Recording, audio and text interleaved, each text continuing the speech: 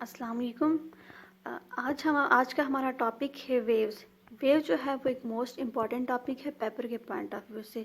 तो हम जो है चले हम इसको डिस्कस करते हैं वेव्स क्या है। सबसे पहले हमने ये देखना है कि वेव क्या चीज़ है। वेव को डिफाइन किया हुआ है, wave is a disturbance that transfer through a medium, यानी किसी भी मीडियम के अंदर जो डिस्टर्बेंस क्रिएट होती है उसको हम कहते हैं वेव। असल में वहाँ पे क्या होता है, एनर्जी की ट्रांसफरिंग होती है, यानी एनर्जी एक पॉइंट से दूसरे पॉइंट तक ट्रांसफ़र हो रही होती है। किस वजह से होती है? इस डिस्टर्बेंस की वजह से हो रही होती है। इसकी एग्जांपल आ जाती है हमारे पास, हम एक टब में पानी है हमारे पास, ठीक है, उसमें हम कोई पेंसिल रख देते हैं या उसमें हम कोई पत्थर फेंक देते हैं या कोई थर्मोपोल वगैरह का पीस फेंक देते हैं, तो वो पीस क्या होता है, एक पॉइंट से दूसरे पॉइंट तक ट्रांसफ़र होता है। यानी जैसे हमने उसके अंदर फेंके तो उसके बाद क्या हुआ है, वहाँ पर डिस्टर्बेंस क्रिएट हुए, वहाँ पे एनर्जी पार्टिकल्स एक पॉइंट से दूसरे पॉइंट तक जो है वो एनर्जी ट्रांसफ़र हुई है, ठीक है। अब हम आ जाते हैं इसकी टाइप्स पे। हमारे पास वेव्स के लिए मीडियम चाहिए होता है, जैसा कि यहाँ पे लिखा हुआ है ना मीडियम, तो यहाँ मीडियम के अकॉर्डिंगली इसकी दो टाइप्स आ जाती हैं। एक होती है मैकेनिकल वेव्स और दूसरी आ जाती है इलेक्ट्रोमैग्नेटिक वेव्स, ठीक है, ये मीडियम के अकॉर्डिंगली है।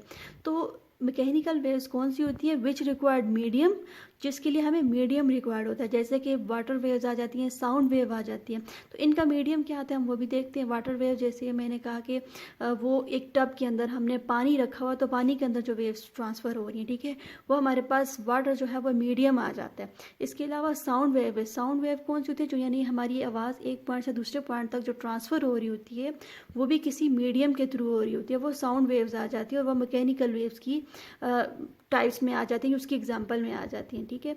तो साउंड वेव में हमारे पास कौन सा मीडियम होता है? इसमें हमारे पास एयर मीडियम आ जाता है, ठीक है।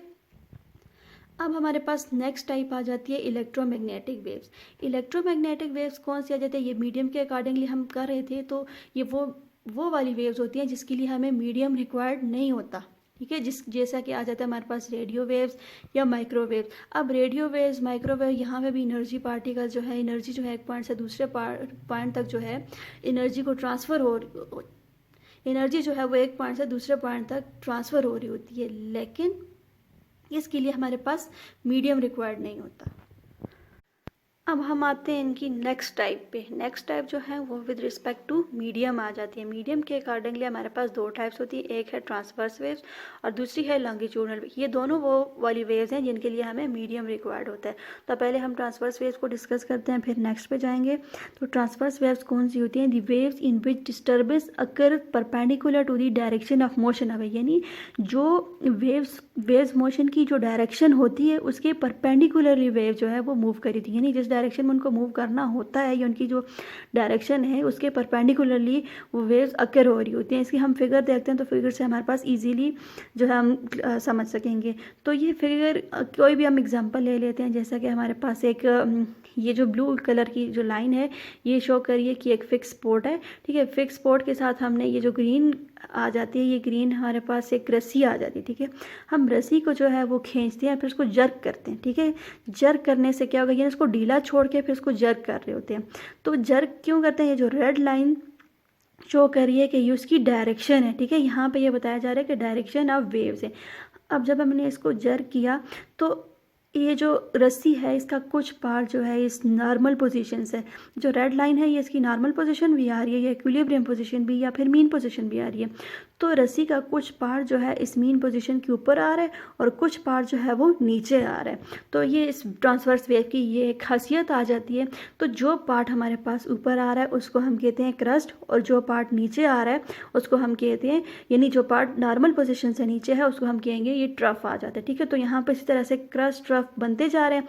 आप देखें यहाँ पे क्रस्ट है, फिर ट्रफ है, फिर क्रस्ट है, फिर ट्रफ, और इसी तरह से ये एक वेव जो है वो चल रही है, यानी वेव ट्रेन बन रही है।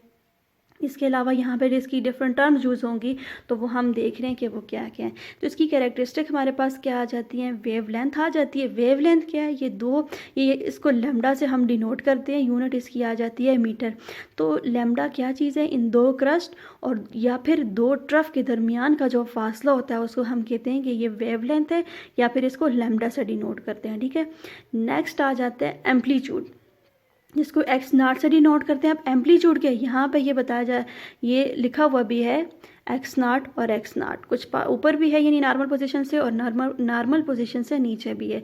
एक्स नॉट ये एम्पलीट्यूड क्या है कि ये मैक्सिमम डिस्प्लेसमेंट आ जाता है, या मैक्सिमम जो हमारे पास वेव लेंथ आ जाती है। अब देखें ये वेव जो है जितनी फोर्स के साथ हम अगर इसको खींचेंगे तो ये बहुत क्रस्ट ऑफ बहुत ऊपर नीचे बनेगा, यानी उनकी वैल्यू बहुत ज़्यादा होगी, ये बहुत ऊपर तक जाएगा।